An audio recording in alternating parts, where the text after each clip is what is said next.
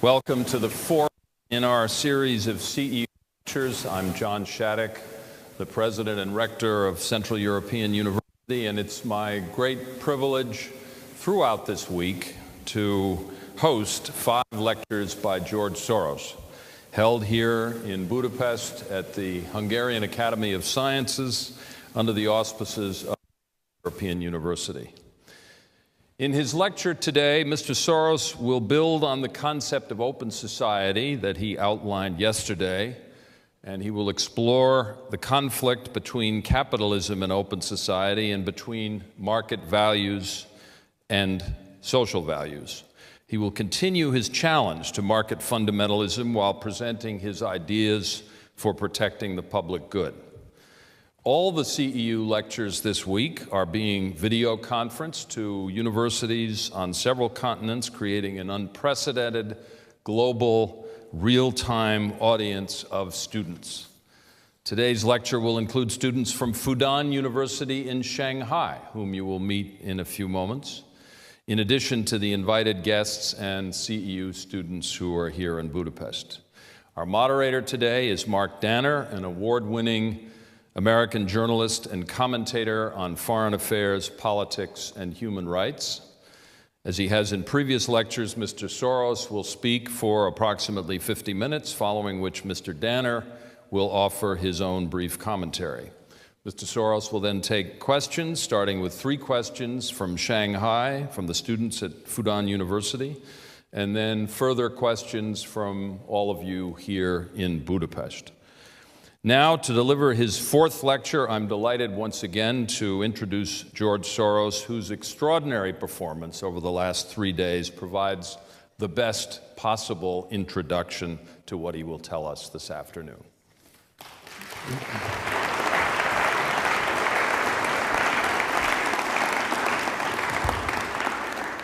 Thank you.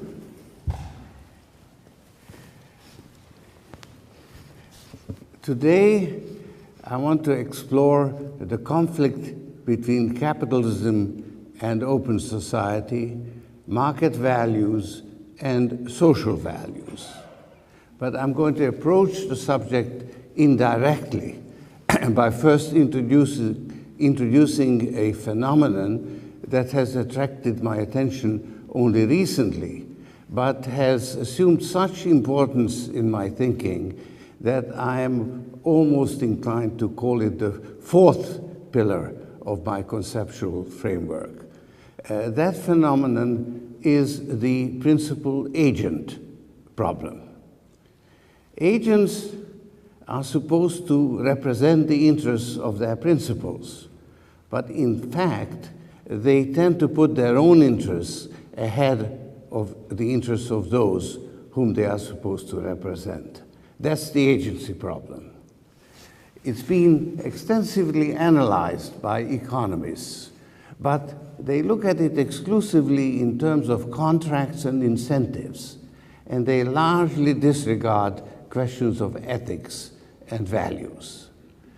Yet, if you leave the ethical consideration out, the problem becomes pretty well intractable.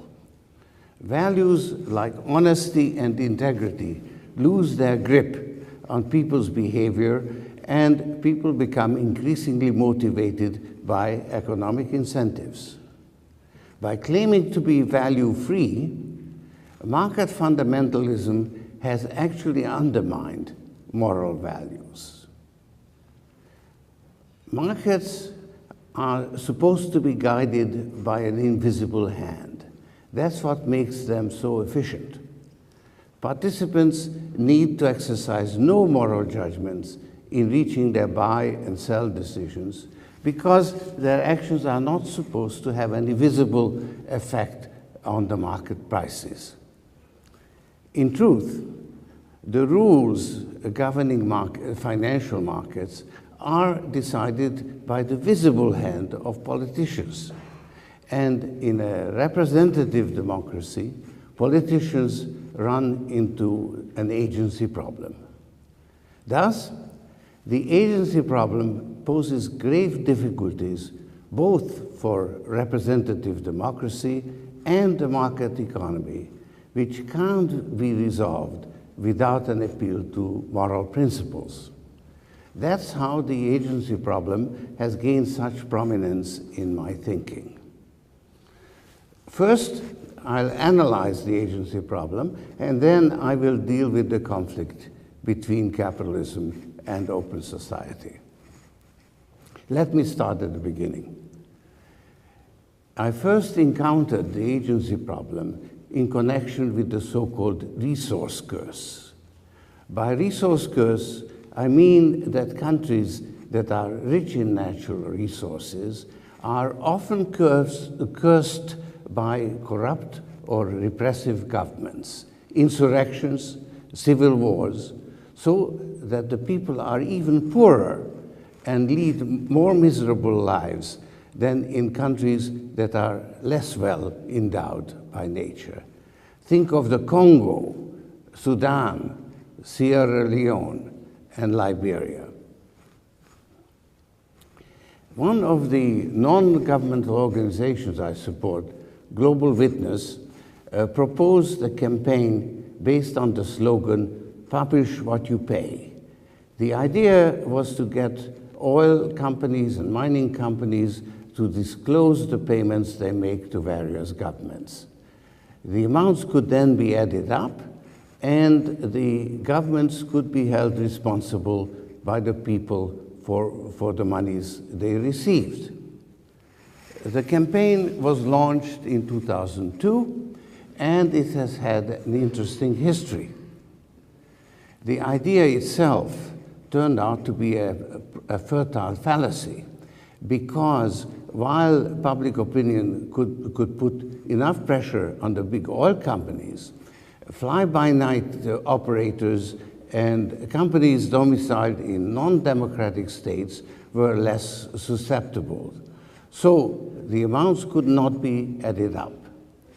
Fortunately, the British government took up the cause and formed the Extractive Industries Transparency Initiative, which brought together governments, companies, and civil society in an effort to establish international standards of transparency, which apply both to companies and to governments.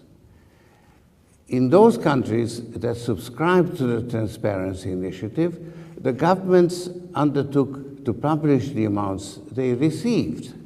That is actually working in countries like Nigeria and Azerbaijan. In analyzing the resource curse, I came to attribute great importance to what I called an asymmetric agency problem. According to the modern concept of sovereignty, the natural resources of a country belong to the people of that country, but governments, which are supposed to be agents of the people, put their own interests ahead of the interests of the people whom they are supposed to represent, and engage in all sorts of corrupt practices.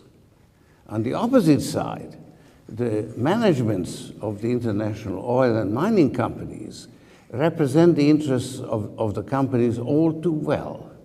They used to go so far as to bribe governments in order to obtain concessions. Willing takers and givers of bribes are the root cause of the resource curse.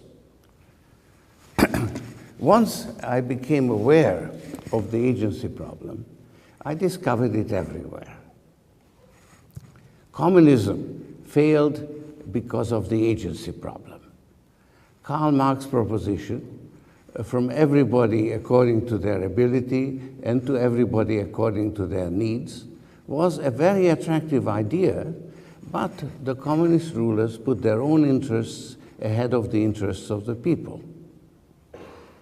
The agency problem is also the bane of representative democracy, because the elected representatives use their powers for their own interests to the detriment of the common interest.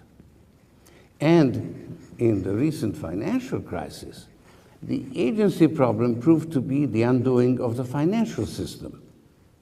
When financial engineers turned mortgages into securities by issuing collateralized debt obligations or CDOs, they thought they were reducing risks through geographical diversification.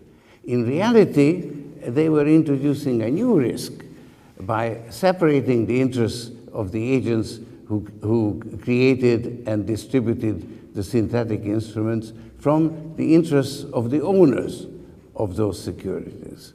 And the agents were more interested in earning fees than in protecting the interests of the principals. So the agency problem seemed ubiquitous. Yet, in spite of its pervasive influence, it escaped attention until recently. In my student days, it was almost totally unrecognized. In the last 20 years, it has received more attention, but mainly from economists who studied it in terms of contracts and incentives. In reality, the agency problem is more of an ethical problem, and analyzing it in terms of contracts and incentives actually aggravated the ethical problem. Establishing the principle that people's behavior is governed by contracts and incentives had the effect of eliminating or at least diminishing ethical considerations. That may sound perverse, but only because reflexivity is not well understood.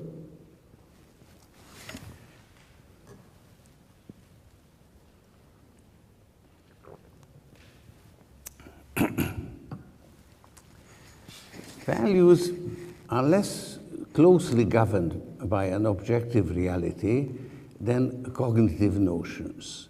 Therefore, they are more easily shaped by the theories that people adopt, and economic theory is a case in point. Markets are supposed to act as an invisible hand, bringing the demand and supply into balance. What makes the invisible hand so efficient is that there is no need to exercise moral judgment. All values can be expressed in terms of money, and money is fungible. Pecunia non olet. Money doesn't smell, the Romans used to say. But taking it for granted that all human behavior is guided by self-interest leaves no room for the exercise of moral judgment, and society can't exist without some ethical precepts. The behavior of market participants is guided by market values, and market values are quite different in character from the moral values that are supposed to guide the behavior of people as members of society. This opens up a whole range of questions which I have not been able to resolve concerning the conflict between market values and social values. The agency problem has provided me with some new insights. I was also inspired by a short monograph by Bruce R. Scott on the concept of capitalism. As a result, I may have something new to say. Indeed, I myself am shocked by some of the conclusions I have reached. Scott argues that capitalism has been misinterpreted by conflating it with the market mechanism. This is a distortion that Scott attributes mainly to Milton Friedman. I'm less specific and attribute it to market fundamentalism. Scott argues further that behind the invisible hand of the market lurks the visible hand of human agency, namely the political process which sets and administers the rules. This is where the agency problem comes into play. So does the conflict between market values and social values. The United States is a democratic, open society based on the freedom of the individual, protected by the rule of law as defined by the Constitution. At the same time, the American economy is based on the market mechanism which allows individuals to engage in free exchange without undue interference from arbitrary actions by governmental authority. The political and economic arrangements seem to fit together seamlessly. One could easily speak of an open society and a market economy in the same breath, and people, including me, often do. But appearances are deceptive. There is a deep-seated conflict between capitalism and open society, market values and social values. The conflict has been successfully covered up by the market fundamentalist ideology, which gained the upper hand in the 1980s during Ronald Reagan's presidency. The distinguishing feature of the market mechanism is that it is amoral. One person's dollar is worth exactly the same as another person's, irrespective of how she came to possess it. That's what makes markets so efficient. Participants needn't worry about moral considerations. In an efficient market, individual decisions affect market prices only marginally. If one person abstained from participating as either buyer or seller, someone else would take her place with only a marginal difference in the price. Therefore, individual market participants bear little responsibility for the outcome. But markets are suitable only for individual choices, not for social decisions. They allow individual participants to engage in free exchange, but they are not designed to exercise social choices, such as deciding the rules that should govern society, including how the market mechanism should function. That's the purview of politics. Extending the idea of a freestanding market, self-governing and self-correcting, to the political sphere is highly deceptive because it removes ethical considerations from politics, which can't properly function without them. In the United States, politics takes the form of representative democracy. People elect representatives who operate the levers of power. They are agents who are supposed to represent the interests of the people. In reality, they tend to put their own interests ahead of the interests of the people. Getting elected is expensive, and representatives are beholden to their supporters. Those who don't play the game, don't get elected. That's how money pollutes politics, and special interests trump the public interest. The agency problem in the American political system is not new. It's inherent in a representative democracy. The right to petition elected representatives was written into the Constitution. Yet, the agency problem seems to be much more severe today than it was even as recently as my arrival in the United States in 1956. Why? There are several objective historical developments which may be held partly responsible, notably the development of sophisticated methods of manipulating public opinion and the growth of special interests. But the main culprit is a decline in public morality fostered by the rise of market fundamentalism. I'd like to think that at the time of the founding of the Republic, citizens were genuinely guided by a sense of civic virtue.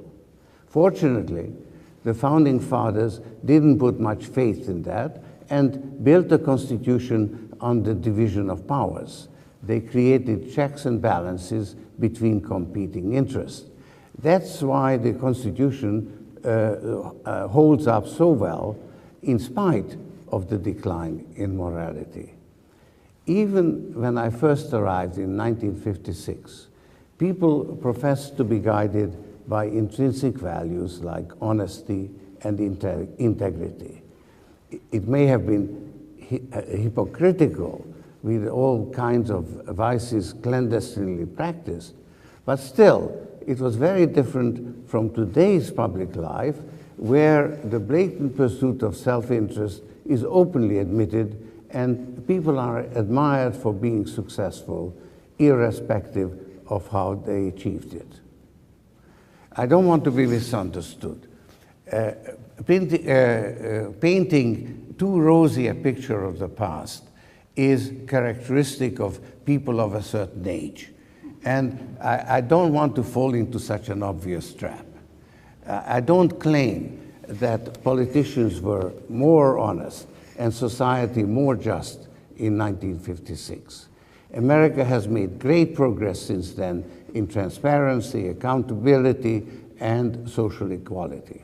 But there has been a remarkable transformation in what I believe is the behavior of what is socially acceptable and even admirable due to the rise of market fundamentalism.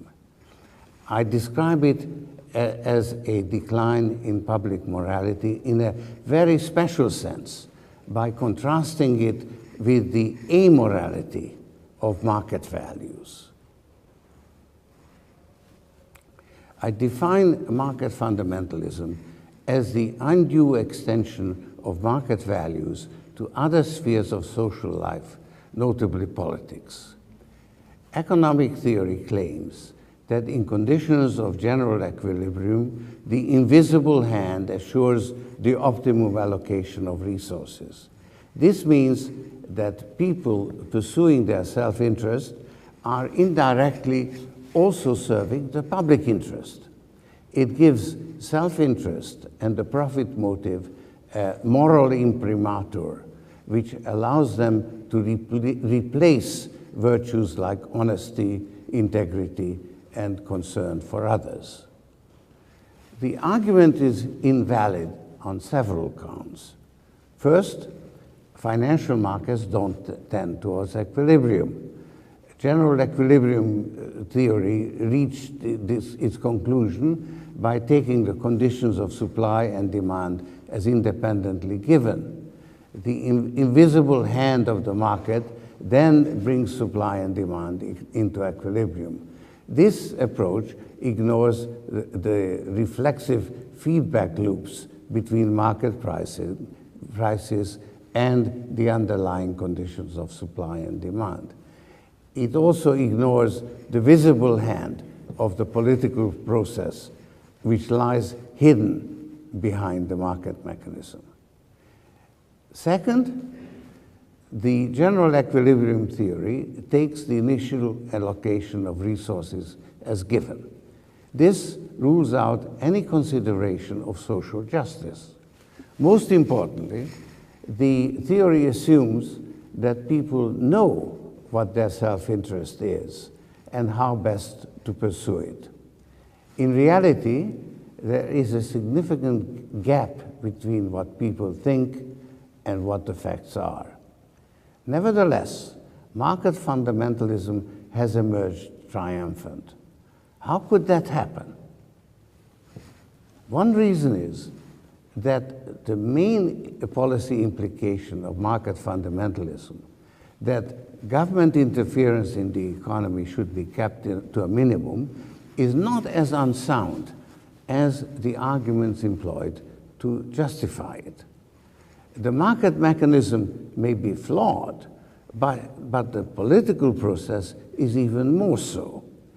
Participants in the political process are even more fallible than market participants because politics revolve around social values, whereas markets take the participants' values as given. As we have seen, social values are highly susceptible to manipulation. Moreover, politics are poisoned by the agency problem. To guard against the agency problem, all kinds of safeguards have to be introduced, and this makes the behavior of governmental agencies in the economic sphere much more rigid and bureaucratic than the behavior of private participants. On all these grounds, it makes sense to argue that governmental interference in the economy should be kept to a minimum. So, market fundamentalism has merely substituted an invalid argument for what could have been a much stronger one. It could have argued that all human constructs are imperfect and social choices involve choosing the lesser evil, and on those grounds, government intervention in the economy should be kept to a minimum. That would have been a reasonable position.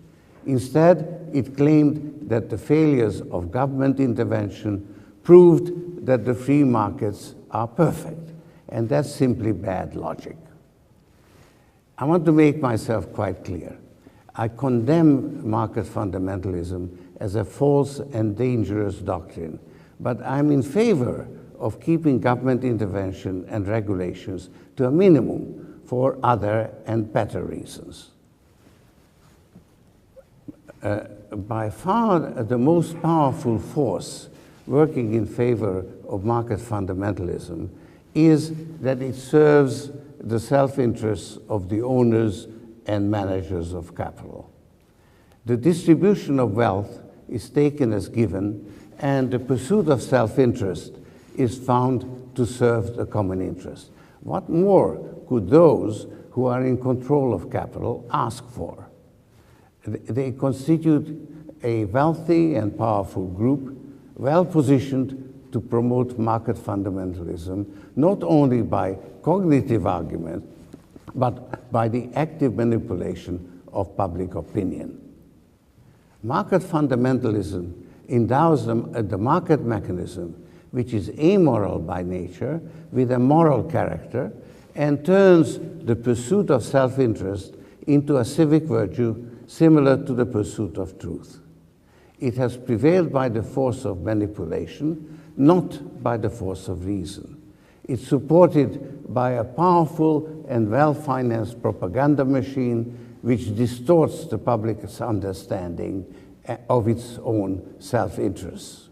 For example, how else could the campaign to repeal the estate tax, which applies only to an elite 1% of the population, have been so successful?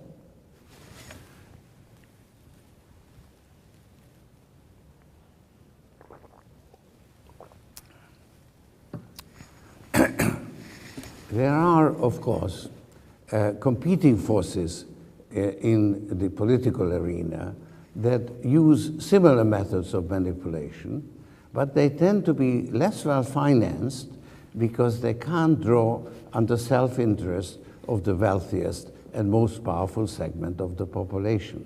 That's how market fundamentalism has emerged triumphant in the last 25 years. And even the financial crisis was not sufficient to impair its influence. This was demonstrated by President Obama's decision to avoid recapitalizing the banks in a way that would have given the government majority control. Market fundamentalism should not be conflated with the efficient market hypothesis. You can be an economist working on that hypothesis or with that hypothesis without being a market fundamentalist. Indeed, many economists are bleeding heart liberals, but the efficient market hypothesis has a stranglehold on the teaching of economics in American universities, and that phenomenon can be attributed to the financial support given by capitalists and foundations committed to market fundamentalism. They are also responsible for the encroachment of market values into other disciplines like law and political science. Capitalism is not directly opposed to open society the way Soviet communism was. Nevertheless, it poses some serious threats. I've already discussed one of them. The financial markets are not equilibrium bound, but bubble prone. The dismantling of the regulatory mechanism has given rise to a super bubble whose bursting will negatively influence the American economy for several years to come. This discussion has revealed another threat to open society, the agency problem and the influence of money in politics, which contaminate the political process. In an open society, the political process is supposed to serve the common interest. In contemporary America, the political process has been captured by special interests. Our elected representatives are beholden to those who finance their election, not to the electorate at large. What's happening to President Obama's healthcare and energy bills provides a vivid illustration. The electorate has been brainwashed to such an extent that a responsible discussion of the public good has become well nigh impossible. A national health service and a carbon tax are non-starters. Our choices are confined to solutions that can be gamed by special interests, such as cap and trade. Lobbying is at the core of the agency problem. How can it be brought under control? This is an ethical issue and not a matter of modifying economic incentives, because lobbying is lucrative and it's liable to remain so even if the rules are tightened. In the absence of moral values, regulations can always be circumvented. And what's worse, the regulations themselves will be designed to serve special interests, not the common interest. This is the danger facing the United States today, when a wounded financial sector is seeking to regain its former preeminence. There is a way to deal with the ethical issue. We need to draw a clear distinction between the economic and political spheres. Market participation and rulemaking are two different functions. Markets allow participants to engage in free exchange. Here, it's quite legitimate for the participants to be guided by the profit motive. By contrast, the making and enforcement of rules ought to be guided by consideration of the public good. Here, the profit motive is misplaced. It's when people try to bend the rules to their own advantage that the political process becomes corrupted and representative democracy fails to produce the results that would make open society a desirable form of social organization. It should be emphasized that this argument directly contradicts the currently fashionable market fundamentalist attitude, which speaks of a political marketplace. How could the political process be improved in an open society? I propose a rather simple rule.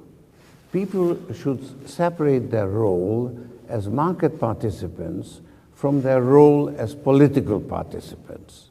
As market participants, they ought to pursue their self-interest. As participants in the political process, they ought to be guided by the public interest. The justification for this rule is also rather simple. if in conditions close to perfect competition, no single competitor can affect the market prices. Therefore, individual market decisions have no effect on social conditions, whether or not one cares about the common good. But political decisions do affect social conditions. Therefore, it makes all the difference whether or not they serve the public interest. The trouble is that the public good can't be determined by reference to a generally accepted objective standard. It's contingent on the views of the electorate, but in the absence of an objective standard, these views are easily manipulated. And manipulation is self-reinforcing. The more outrageous the political claims and counterclaims, the harder it is to tell what is right and what is wrong. That's what has made the political process so ineffective in the United States today. By contrast, the market mechanism functions much better. People may not know what's good for them, but profits do provide an objective criterion by which market participants' performance can be measured. No wonder that the profit motive has gained such prominence among the values that guide people's behavior. Not only do profits provide the means for the pursuit of whatever ends people may have, but they also serve as an end in itself, because as a reliable measure of success, they attract other people's admiration and generate self-esteem. Indeed, many successful business people feel much more secure in making money than in using their wealth. The spread of market values has brought immense economic benefits in the course of history. Looking back, Christianity used to treat the pursuit of profit as sinful. This hampered economic development. The Reformation then facilitated the development of markets and opened the way to material progress and the accumulation of wealth. Society underwent a great transformation. Traditional relationships were replaced by contractual ones. Contractual relations came to penetrate into more and more spheres of social life, and eventually relationships started to be replaced by transactions. The pace of change continued to accelerate. It spread up tremendously during my lifetime. The difference between my childhood in Hungary and my adult life in America is quite dramatic. So were the changes that occurred in America between my arrival in 1956 and the present day. When I first came to America, I was struck by how much further market values had penetrated into society than in my native Hungary, or even England, where traditional values and class distinctions still prevailed. Since then, both England and America underwent a further transformation. The professions like medicine and law became businesses. In my view, this has had a destabilizing effect on society, just as market fundamentalism has had a destabilizing effect on financial markets.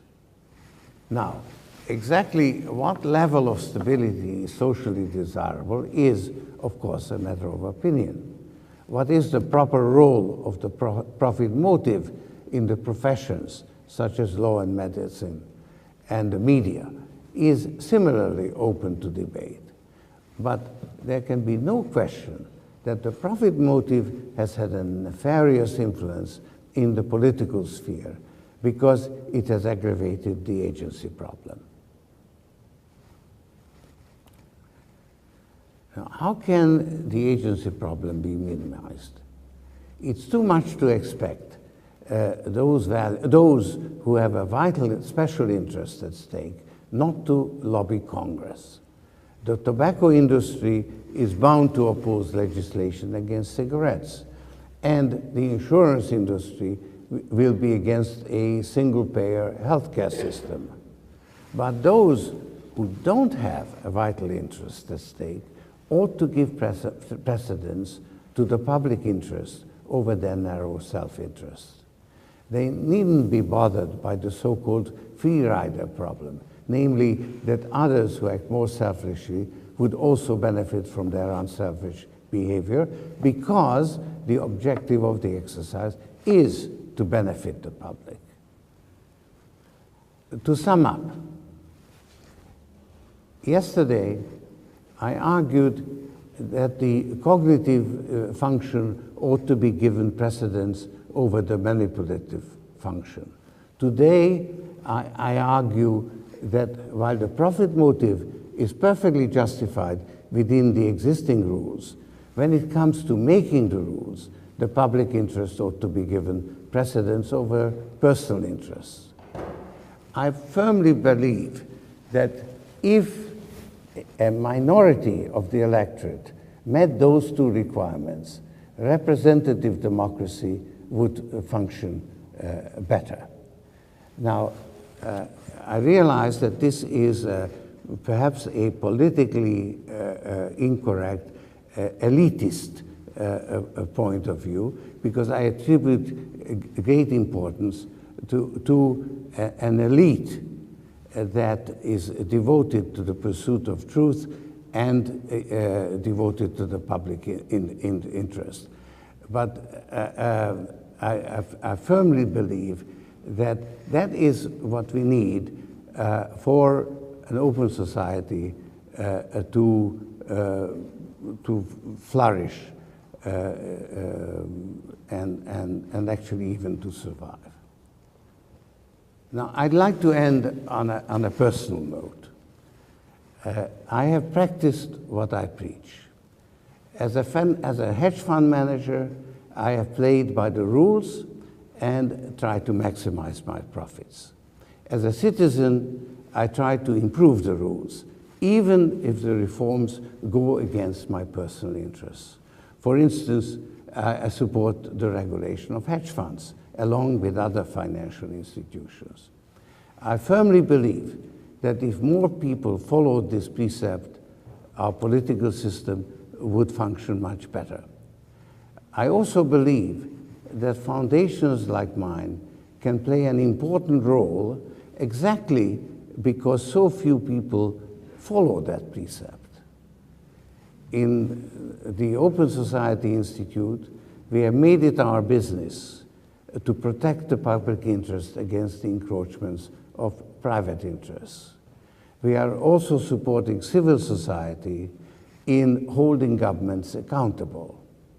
I would describe these endeavors as political philanthropy, and I believe that it can make a greater contribution to make the world a better place than more conventional philanthropy, because fewer people are engaged in it.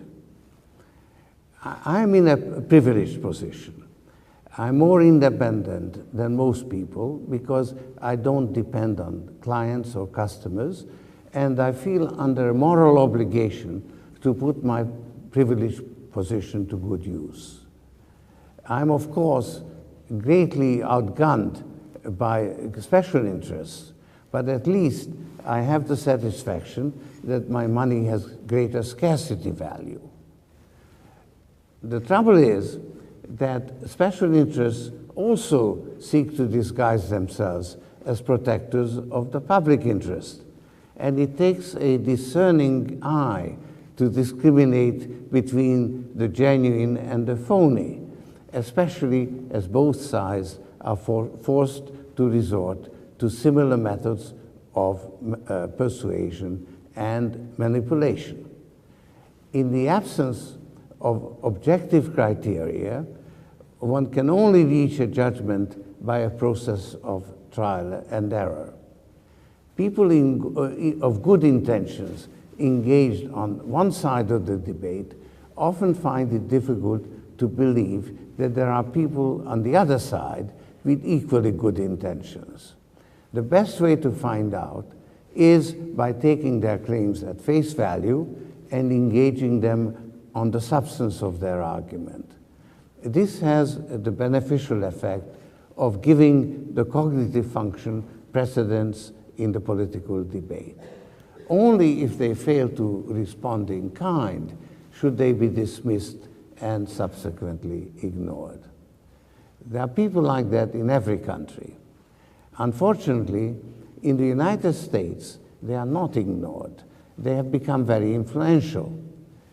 Whether the electorate also refuses to be influenced by people who try to manipulate them with total disregard for the truth is the test that every open society has to pass to remain open.